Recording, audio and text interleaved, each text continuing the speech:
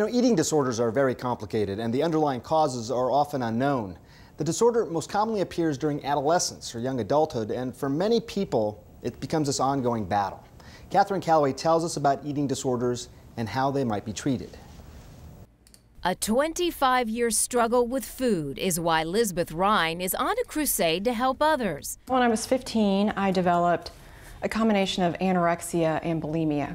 I started the anorexia because I thought, well, that's a really quick way to lose weight, being a ballet dancer, and constantly comparing myself to other people, not being thin enough. Over the years, Lisbeth suffered in silence, but now knows she isn't alone. In the U.S., an estimated 11 million people suffer from an eating disorder, and most are women. Eating disorders such as anorexia, bulimia, and binge eating can be characterized by severe changes in diet, extreme reductions in food intake, or overeating. The effects of eating disorders are devastating on one's health. And what's ironic is everyone that comes in to see me starts by saying, I wanted to get healthier. And yet they end up doing something which is the most unhealthy they could do for their bodies. For Lisbeth, ending her first marriage was devastating, but it resulted in her getting the help she needed. I turned 30 and my first marriage was about over. And that was a big secret in my marriage. He didn't know that I was bulimic. He had no idea.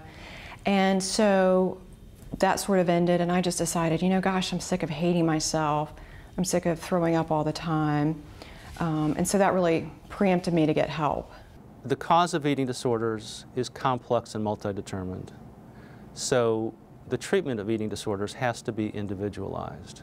Usually, treatment involves some type of psychotherapy with someone who specializes in eating, food, body image issues.